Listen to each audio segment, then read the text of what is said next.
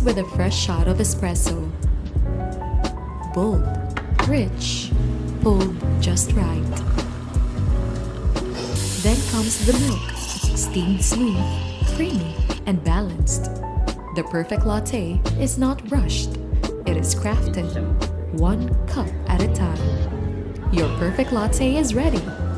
Coffee first, then everything else. Good afternoon and welcome to Beyond the Headlines. I'm DJ Moises and today's conversation is brought to us by Coffee First.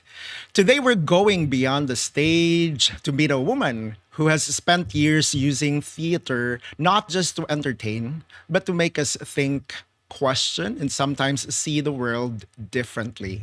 Let's look deeper and think better. Joining us this afternoon is a theater producer, director, actress, playwright, advocate, and the founder and president of Two Tin Cans Philippines, Sarah Mae Enclona-Henderson. Hello, Sarah. Welcome to Beyond the Headlines. Hi, Darwin. Thank you so much. Oh my God, that introduction. Yeah, it just makes me think about the so many years I've been doing theater and the wonderful memories we've had when you were still doing theater. And yeah, I miss that. For sure. Sige, so how did you get into theater? I think that's always the question we ask now. Like, how did you start falling in love with something? And I guess it always goes back to home. So I would say that, I grew up in a family that loves music, loves dance, and you get involved into that. Maybe those were my way to falling in love with theater. And then, of course, you go to school, and then there's always the programs and the different things that you can do, and the clubs. So going to the University of San Jose Recoletas for grade school and high school, I was definitely involved in so many performances and theatrical productions, but I did not think back then that I was going to be doing this for a long time. So it was merely something that I loved to do. And then I went to St. Teresa's College for mass communications. And would you believe that of all the courses or subjects that you get to learn in mass communications, the one that I fell hard was when I did the theater production, and I was also in the theater company or the theater organization of STC, which was the Teatro Anina organization. And I think it started with me thinking that this is actually something that I would like to do, and seriously do. Not just as a hobby or, something that I could do on the side. And I guess that's when this, idea of maybe I can do something here in Cebu, because I wasn't even thinking of going to Manila or going abroad.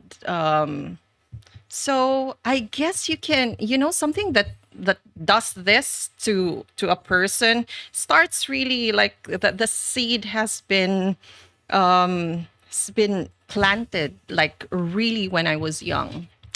So, at least if I am to see the body of work, Oh, the body of work. I Okay. can see that theater to you is more than just entertainment now, because I could see that you're also blending it with advocacy and also for people to think differently. So when did you realize in your journey that that's also an area that you want to pursue? I think it was automatic. Ah. I think when you think about purpose and that's what you want to do, I cannot just do something that is fully entertainment, like 100% just to entertain. If I were to have purpose, I should be able to, well, one is educate about something, and then two is to empower. And that's why we say, and entertain, educate, empower. I'm not saying that entertainment is unimportant. I'm just saying that with the direction I'm taking, I want to make sure that whatever I do would have a blend of all three. And I guess one, being a woman, and having to deal with the so many challenges that a girl or a woman faces every single day, it makes you think like, what can I do? That doesn't mean going to the streets or, rallying, using what I'm good at. I'm probably not good going to the streets and doing things like that. But I've also used theater to perform in the streets and, to have attention and to create awareness about something. I guess the thing here is that I don't see theater just as a way to express myself.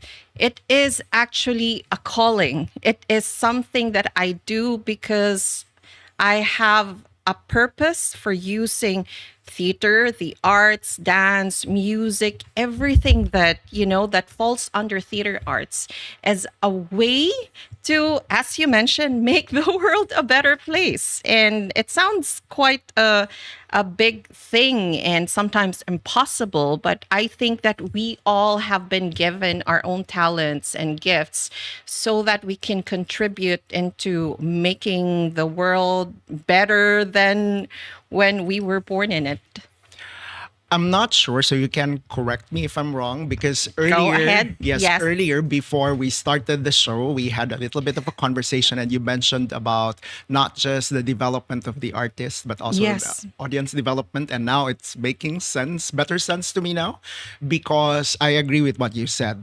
In the area of public speaking, a lot of it would associate with just expression, but it's more than that. No, there's also value for Of the course. audience. No? And I think that's what some of us are also missing, because we just look at what we do as an expression. I guess one of the things that it's good to be able to express, but the thing is, what are you trying to express? And there are those who simply want to express, to just feel that freedom to be themselves.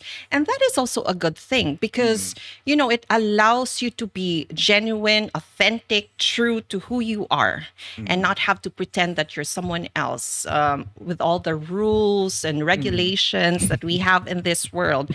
That is a good thing. The next step is also like now asking yourself, like, what good does this skill do for Bring. others, to others, and I guess that's just where I put myself. It's me imposing that, and I can be, but I try not to be judgmental when others choose just entertainment. That's the life that they've chosen, and I feel that also has value. It's just not me. Yeah.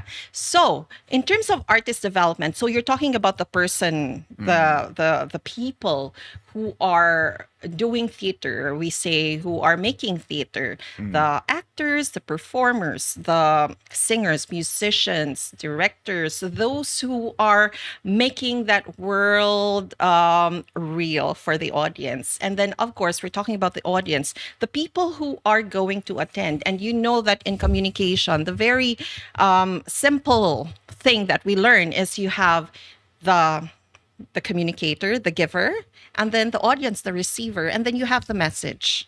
And so that for me is the most important thing. What is my message? And I always have to ask myself when I choose a material, whether to produce, to direct, or to be part of. It's like, now, how do we develop these two groups, sometimes we fail to see them as part of an entire ecosystem, and that each should actually grow together. And so by developing the artist, you also have to think about developing the audience. And now with artists, it's always about skills.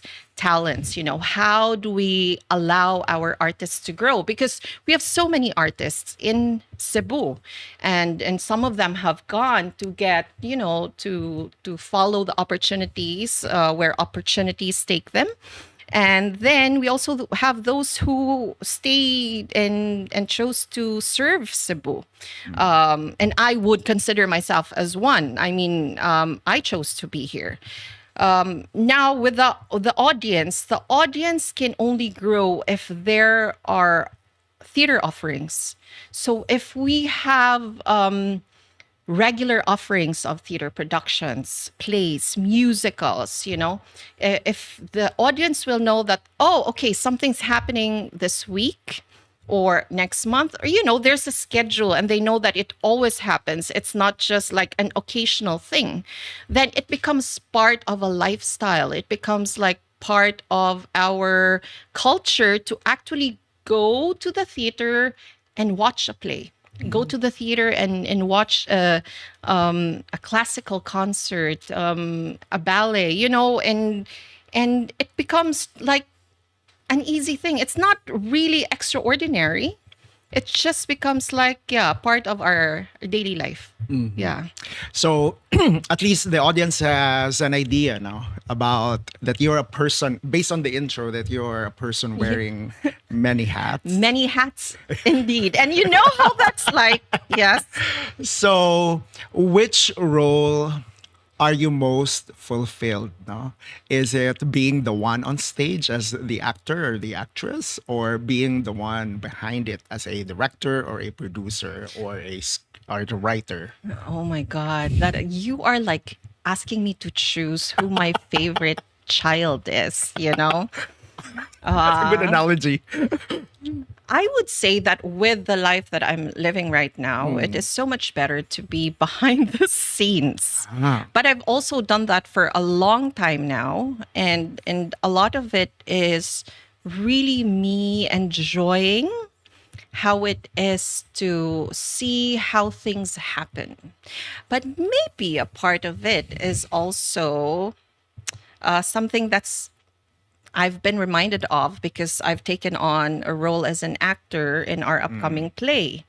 Maybe part of it, me choosing the behind the scene, is because the emotional requirement of being an actor is too much, and when we do business, when we do things, it's like you have to be always logical, you have to be structured, you always, if almost not emotional at all. And so getting into a scene, preparing for rehearsals, never mind the memorization that's required. It's the emotional requirements, and that's the one that's really difficult. And I feel that not many people understand and appreciate that, because you feel that, an actor can cry on cue and things like that, but there's actually an entire process there. And that process even starts from like learning how to be an actor, meaning studying, and and it's not just classes and workshops, it's or a one-time thing, it's continuous. And everything is continuous. And so I like giving you long answers, but I just want to explain that I do love the stage, and that's where I fell in love with theater. But right now, I'm just happy being behind the scene. So I know the answer for this is also long, and it would probably take a workshop. No. Because maybe we have kind of people watching today, and then they wish to also join theater as an actor. What are your thoughts about some of them saying now, I cannot be an actor just yet because I don't have that much life experiences to draw things from? What are your thoughts about them saying that now? Oh, wow. So if that's the case, then we all have to wait until we're 60 You know, I thought 1660. Okay. 60. I feel Okay. like we will never have enough experiences for the stories that will be thrown at us in theater. But we are, we are our instrument. It's our body, it's our life, it's our experiences, it's our capacity to love even, and I feel that idea of like, oh, you wait, in other words, if you've never been heartbroken, Yes, if you've never never been had in loss, love. it's like you will never know how it is to feel certain emotions. I guess then this is your cue if you're really after, pursuing theater and just waiting for a sign. If you have enough experience, well, this is your cue to go for it. Take a class, have a workshop, look for a mentor, and they will tell you.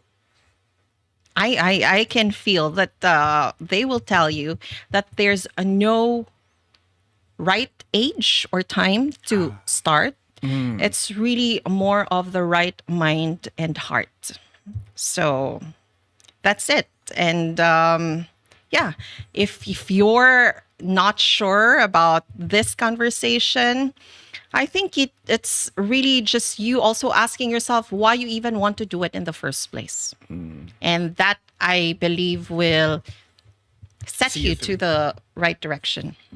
And speaking of emotions, Yes. I should have given you a heads up. So that's a disclaimer. I was not able to give her a heads up, but we'll play a little bit of a game. Okay. Oh my God. So I think you've seen this on TikTok. Okay. Can I I don't hear have say- TikTok. Okay. Oh gosh. Well, Tootin Cans has, so follow Tootin. Okay. It's about saying the same line, Okay. but putting different emotions. Oy, to it. workshop money, Darwin. Ay, very good. So that my means our audience God. will have. Oh my God. I'm also like wondering, should I take this seriously? Oh my God. But this one is an easy line. But it's a game anyway. It's a so, game. Yes. It's a game. Okay. God. We need to talk. That's the line. We need to talk. Okay. Sige. First one is an easy one. A boss calling an employee. And then that's okay. We need to talk. You are about to say goodbye. Oh. We need to talk. Something terrible has happened.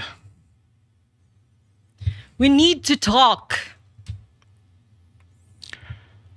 You're interested in the person. We need to talk. Ako yung nakikinig sa no? Okay, sige. You are in serious trouble. We need to talk. You are shy about what you're about to say.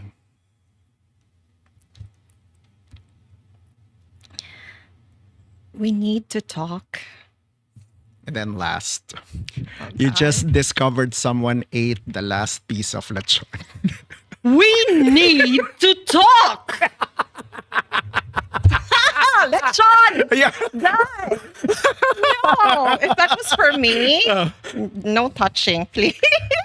Sige, as an actor, what emotion is the hardest for you to portray on stage? Kaya di ba that's a lot of vulnerability? Oh my God. You know that this line I always use. Ah, really? I've been Wow, using. okay. No. This is a line that I know you remember. That the hardest part of love is the letting go. Yes, that's by the way the play that I was in. Which was from Children of Eden. Yeah. You performed, your role was Noah, and I played Eve. So that song, the hardest part of love is letting go, is the letting go. I feel that, I think that that's one of the most difficult emotions to portray, the loss, the pain that goes with it. And I guess it's the process that you have to go through in order to reach that emotion, because there are so many things that we'd like to bury with the loss, you know, I like the way you said it. and we have to un- Unearth. unearth them, and we have to welcome and embrace them so that we can deliver that emotion to the audience. And we have to, yeah, and you have to do that even if it's just for, let's say, 2 minutes. That's like a very long 2 minutes, because one of the things that, you know, as a process is that when we deliver the lines to the audience, what the audience would hear and what they see would be the story that comes with the play. But what they don't see are the so many things that we've been through, we've experienced, and that we've put in the story so that it can be delivered in such a way that fits the what the playwright has intended, and that's it. And then what's your dream role? Oh my God, my dream role. You, oh God, I don't really know what my dream role would be, but I guess you know, I haven't played on stage yeah, for a long time, that I have stopped looking at myself as an actor. But when you asked that question, the first thing that came to mind, which I don't know where it came from anyway. Yeah, it's Sunset Boulevard, actually. So maybe, well, it's a musical, obviously, and I think that it's a few years from now, you know, in terms of age and all that, I would be nearing that time as well. The Boulevard. No. Ikaw, no, Darwin.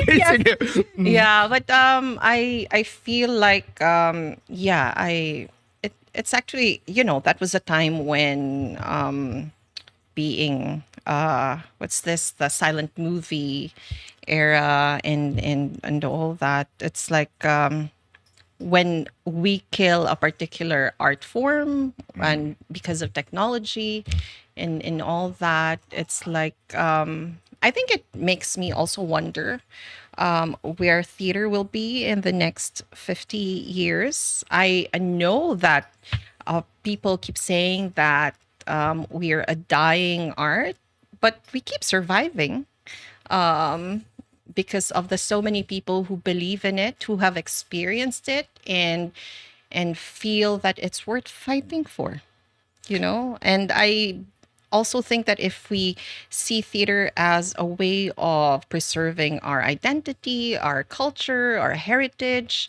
then it will continue to move forward. We will continue to have artists, and we'll continue to have supporters and audiences. So Actually, there was one brief a part of your answer that made me think differently, because I always thought as a tech person that from the silent movie to the, what's this, the speaking the movie. film, yes, Yes. the I thought it's Oh. an upgrade, but it's only when you said something about a portion of it also changed or died. That was new to me, because I always look at it as an upgrade. But yeah, you're right. Well, it is in terms of technology, and Yeah, it but just you're right. also means that artists will have to equip themselves with the skills required by that new technology. And I guess if you think about it, you know, you're saying about with AI and all that, like are writings now created or plays written by AI, by the person who pressed the button and, you know, asked AI to write it, the music, the songs. And even now, you can see films that are very popular, but the actors are AI, you know? Yes. And this is also, this is a new form. I'm not saying, or I don't want to say that they will later on replace. I feel that it is another branch. But it's just for me, like when we are writing plays, for example, in the past, it would take so long for people to write an essay, write whatever is required. And now we're weary that, oh, maybe they just entered it onto an AI, unsa may naangan ha, ChatGPT, Claude. Claude, and all that, you know. And it's like, how do you actually trace which one came from the person and which one came from technology? And so lately in Manila as well, there had been articles like really, questioning if a musical is written and there's no proper credit as to who wrote the music, should we be weary? We should, things like that. And so I feel that theater is such a different experience. It is one of those art forms wherein the artist and the audience are in the same room, and you get to live the reaction of the moment together, and that's not something that AI can do. That live experience. But I'm still wondering, like, what would be the future? I mean, I would love to also think that technology will help us create better plays. It could be lighting, it could be design, it can be, in so many ways. And we just have to draw a line as to what is acceptable and ethical versus what is going Convenient. beyond the line. No, so, So that's it. you eventually founded. Actually, it's a tongue twister for me. You eventually founded Tutankhamun's Yes, Philippines in Philippines. 2014. So what made you decide to 2014. form your own theater company? Oh, the idea at the beginning wasn't even theater. It was me coming back from France, having lived there for almost 8 years, and wondering what I was gonna do, after being away for that long. And in my head, it wasn't theater that came first. As I've mentioned, I've graduated I was a graduate of mass communications at St. Teresa's College.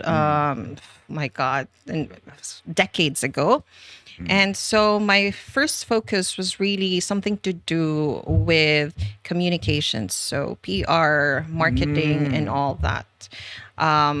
Then we got here. So the idea was really from France still. And in fact, we were just And why the playing. name? The name, oh my God. So this was even like a brainstorm that I had with my husband, Nick. Well, yeah, it's just, one of those conversations. And two tin cans, because literally the two tin cans and that piece of string. And This that, one. yeah, Okay. right? So Communication. communication still, that's one. Also, it's very simple, but it really does work, right? Correct. You have the string, it actually allows you, it carries the sound and it works. And it's playful, it's Correct, fun, but it works. And I guess that's how I like to see the kind of theater that I make. It doesn't have to be complicated. It can be very simple. But what's important is that we are able to carry the message from artists to the audience. And basically, that's really it. And it is that game. And not everyone will understand that because they probably won't have experienced that anymore, but yeah, if you want to try it, just get two empty cans and then put Yeah. hole in the middle and then a string and go as far away as possible from the other, and you use Try that it. as a telephone. Yes, the wired telephone. Yes. Yeah. So earlier I asked you about your dream role as an actor, but this time as a director or a producer, no? If there are no budget or commercial considerations, what story, no, would you want to produce or direct? Okay. Um, well, maybe one of the things that I would have wanted to do as a director or as a producer is like a series of Cebuano stories, and more of the mythical stories that we have. Okay. Many refer of to the Manananggal. Yes, Okay. many of them have been passed on from generation to the next. I know that there have been books written about them, but I have yet to see a theatrical production or a series that actually focuses on them.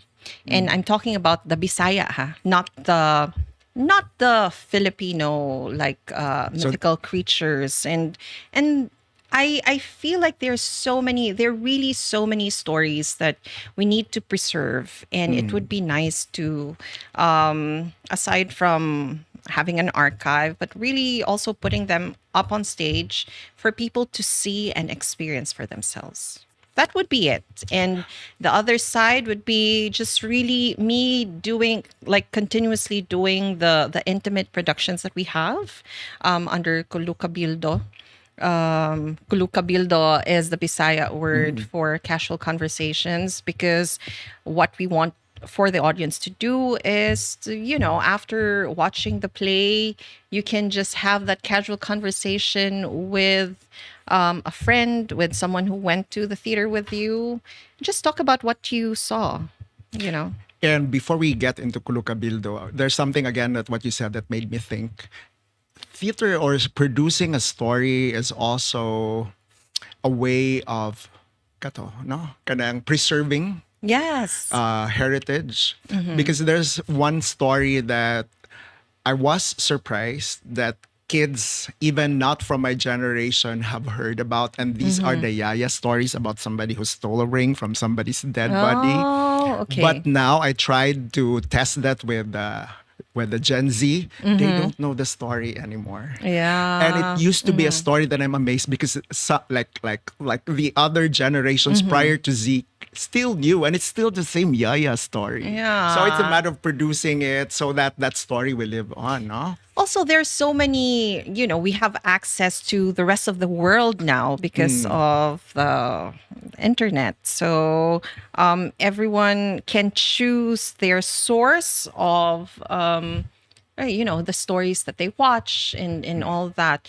Now, I feel that if we have something in Cebu that is a regular thing and people can go to, and then schools can also see the value, families can see the value, they would be the ones to actually influence the kids to go and watch, to have that experience with them. I remember as a student, there were times when we were required by the school to watch a particular film or a particular production, and we had to write reaction papers and whatever, you answer the questions that the teachers have given before the production, before watching the production and all that. And although others would say that, you were required, so you were forced, but that was also a way of like forcing people to appreciate the arts. And some of them really learned to appreciate the arts. Now we don't have that because we also have the rules. You're not allowed to require your students to watch a production, a show, a concert, a play. And I understand where that's coming from as well. But there's always the advantages and disadvantages with either side. So yeah. And just in case, and we'll get into and just in case the audience are watching, I think you've heard about the story. Katubitang somebody stole the ring from this old woman and then unearthed the body and then stole the ring, cut the finger, and then eventually the old woman reappeared into the same person who stole the ring, and then he was asking like, Lola, why was your finger cut? And then who cut your finger? And then like, "Ikaw!" And then all the kids will run. Yeah. Diba? And so that I think you remember like the time when it's also before you have Halloween. Although I don't remember really celebrating. Day, no? It's kalag-kalag. Kaninga And story. then, of course, it's like sem break. That's one school break, and then the children in the neighborhood can gather correct. around, and you'll just you're playing cards, you're playing buwan, whatever. But I remember doing that, and there would be times when there's a brownout. Kana. Yes. Kana, kung brown out. That's true. Karo, nag-brown out na sa Beata, sige, no? So, that's true. yeah, but when and then in the evening, there's still no light, and so you have candles, right? So you gather around the candle.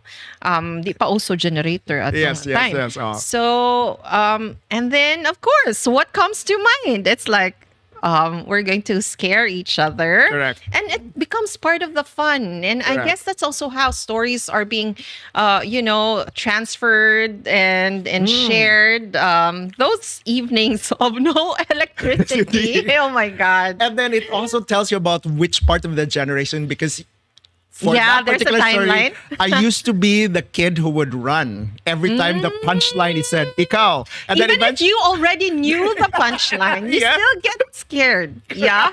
That's how effective it was. Or maybe that's also like how we were like wanting to, feel and be in that moment. Yeah. yes, okay. So now let's move into theater in general in Cebu. How is the scene these days? Is it more visible? Or is it growing? Is it changing? I feel that it's always improving, and at the same time it's also changing.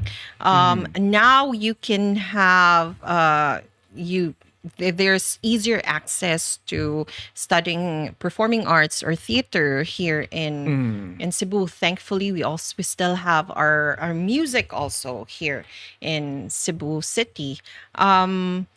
There are more shows, I would say, I and noticed, there are yeah. more workshops, more classes, So it's not like we are like Manila yet, but we are growing, and that's a good thing. And I feel that the more titles you have in a year, the better it is. It just says that we've been busy and we have been creating stories.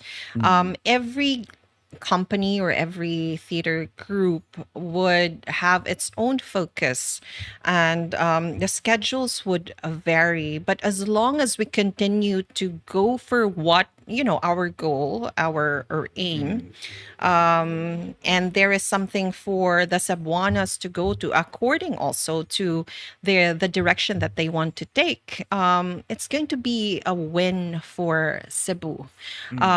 It's never going to be easy, like anything when it comes to the arts. But as long as there are groups, organizations, individuals who believe in it and who want to, continue pursuing theater, it will continue. And I'm saying, the growth that we have now can be seen in the number of titles. That's one. It could also be seen in the number of theater organizations, school-based, that we have. Others have died, but others have also been revived. So that's good. You can see even university-based companies producing their own production, and that's great. In terms of venues, I would say that that's probably where we are still, hoping that we can have a better access to. Luckily for us, with Two Tin Cans Philippines, we have a venue grant with the Kabilyan Center for our monthly series, mo na siya, ang Kulu Kabildo, which is And tell us actually... more about it. Yeah, so the Kulu Kabildo, for this one, this is the second time that we've done this. No, the first one was actually in 2022, so a long time ago, and we didn't think that we were going to do it this again. So this time, Kulu Kabildo, stories in direct light. So this is part of. It's more like the culmination, but I would say still very part of the program for our directors program. So we have 8 up and coming directors as part of the program, and they are to produce, direct, production or a play for the monthly series. So these are full length plays. Very first time, well, most of them, this is going to be the first time that they are actually directing a play, and in this manner, meaning it's outside the school, it's outside like a school production or an amateur production. It's really placed in an environment where they have to first choose their material. Second, they have to do casting. That means either they hold auditions or they invite actors to play the roles for them, and then they put it on stage and do all the direction for that. We also have our directing mentors. So each mentor works with 2 directors and help them in case they get lost, they feel lost, or they just want to have a bit of help. So we have our mentors. So for this series, it's really original works, no?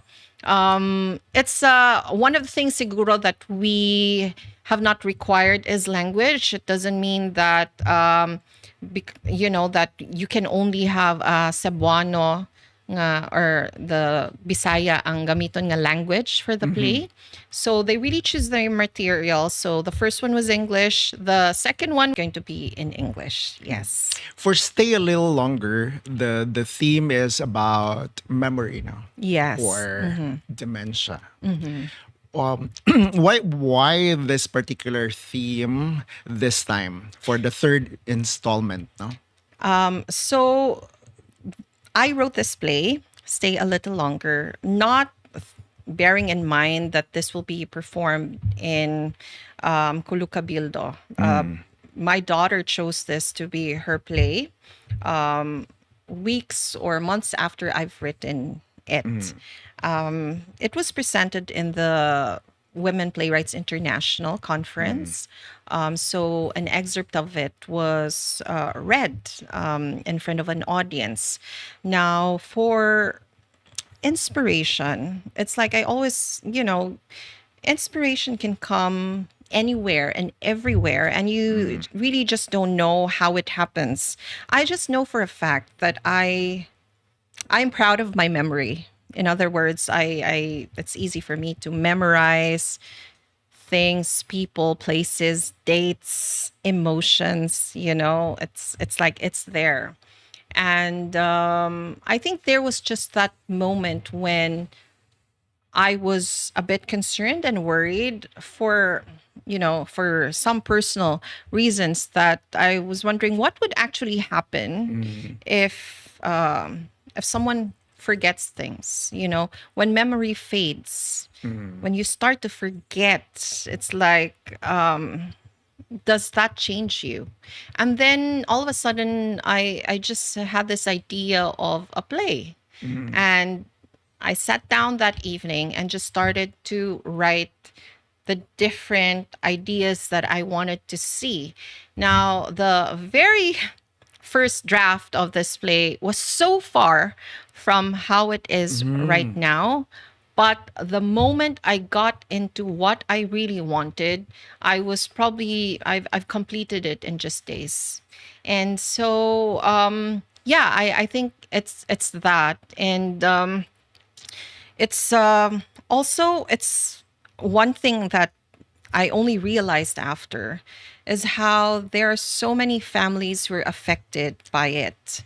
After the reading, there were quite a few people who came to me, messaged me, and shared that this was the experience that they had with their loved one before the loved one passed away. So I think for me, it one of the things that I wanted to do was to make sure that I gave her dignity, her being the woman in the play. I didn't want it to be the usual, and I think that's where my daughter and I agreed so strongly. We didn't want it to be melodramatic. We didn't want it to be, the very sad thing that you see when someone is suffering. Those late stages in their life. What I wanted was to show what presence can look like, what absence can be like, and when memory doesn't really have to be exact. So, yeah, there's a lot of love, compassion, understanding, and silence. Yeah. Yeah. Actually, I'm curious, and I will watch Yes, the play please. because my mom actually has Alzheimer's. Oh my God. Yeah. Well, Yes, and there's one idea through my research, and then if you can expound, no, a bit about this, so that we would also more encouraged to watch the play, because it's intriguing to me when it said we should not insist on our version.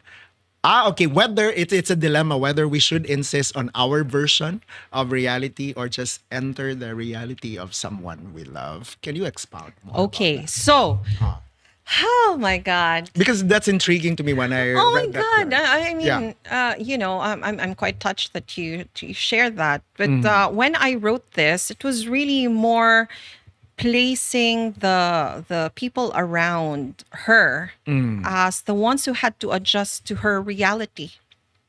And I know that can be very painful. As they said, dementia is like the longest goodbye. Oh you yeah. know and because slowly you're losing the person. And I was thinking, but maybe she's not really lost. Maybe she's just somewhere in a different time, and what we needed to do was not to bring her back to where we are, but to actually to go and be there with her, the time she chose or the time she believes she's in. And that's where this play is bringing the audience to, in an experience wherein you're not going to insist that your truth is the one that's right, but you're just going to embrace this person's truth so that you can be there for her.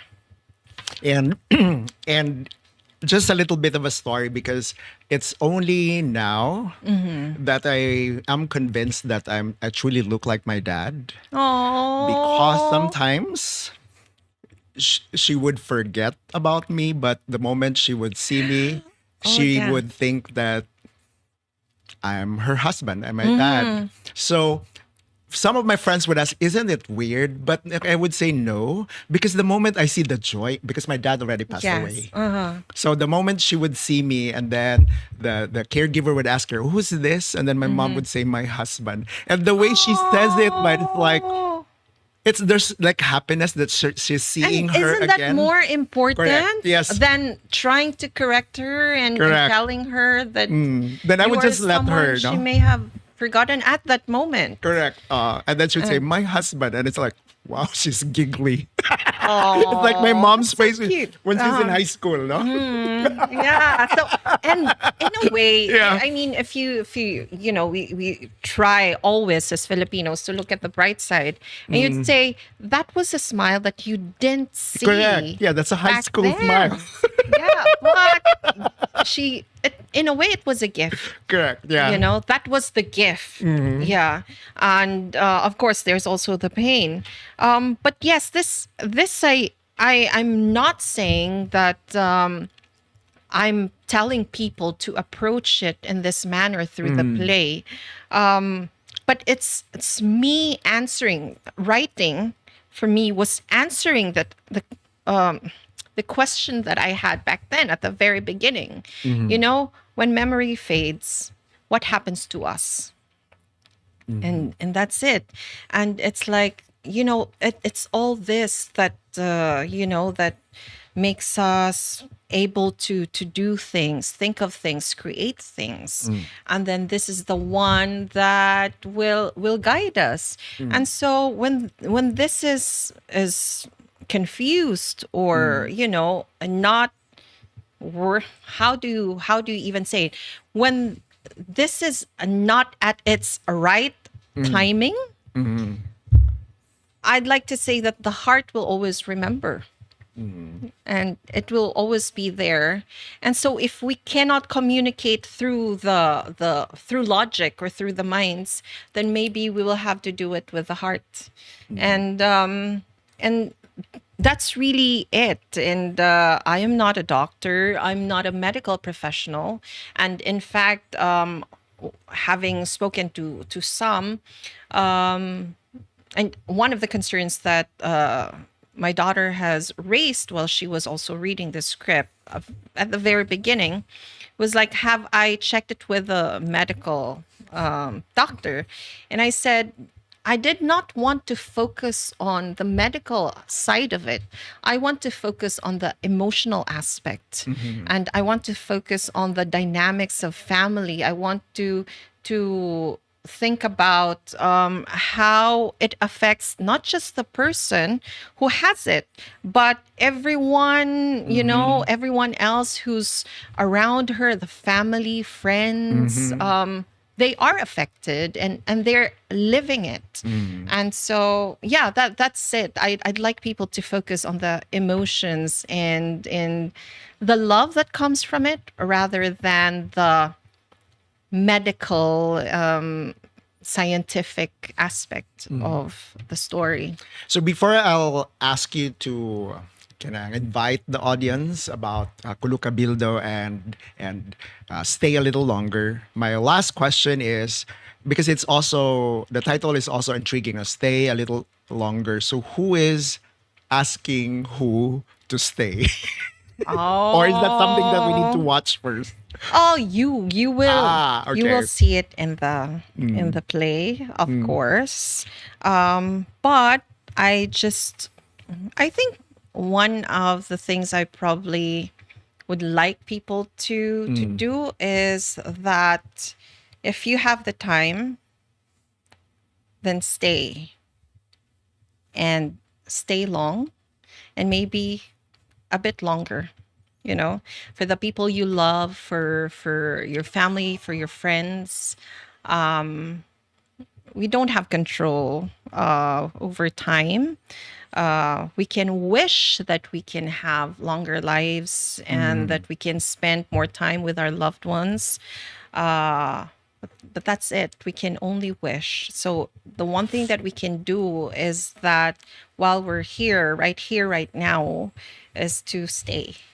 And if you can just make that staying, just a bit longer, then do it. Do it for the people you love and the people who need you. So now this is the time Yes. to invite the audience. So to our Cebu'S audience, I hope that you watch Stay a Little Longer. This is directed by Shifra Bushiki and Klona, and featuring Charlene Verlove, Ria Dalizo, Sheila Pastaño Hamperoa, Jonathan Tadiwan, and myself. This will be on the 29th and the 30th of August. So that's the last weekend of August at the beautiful The Kabilin Center. No, so we have 2 o'clock and 7 o'clock shows, and this is presented by Tutenkans Philippines and the Kabilin Center. And of course, this is also the third installment of Kulukabildo 2 Stories in Direct Light. So there would be 5 more. So we hope that you can support us, watch a play, and support Cebuano Theater. So, thank you very much, Sarah, for joining us today. Thank you so much. And For wow. staying with us. Oh yeah, I wish we could stay longer. I'm sure there's so many things that we could have talked about, but I'm so glad to be able to have spent this hour with you, Darwin. And we hope to see you in the theater, not just as an audience, but as an actor again. Yeah, I think I should do that again. Yes, I did invite you one I time. remember. Such a busy guy. Yeah. But I will make time. Thank you. Sige, so from the theater scene in Cebu to the intimate world of stay a little longer, today's conversation reminds us to look beyond what is reported, beyond what is seen, beyond what we think we already know. Because every headline is a story, and every story has a human being behind it. So I'm DJ Moises. Shout out to Coffee First for supporting conversations that matter. This has been Beyond the Headlines. Have a good afternoon.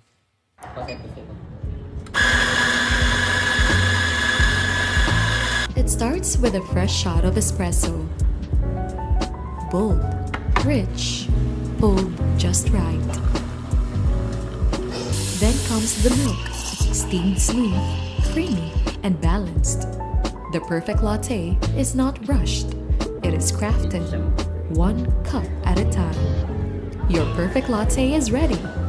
Coffee first, then everything else.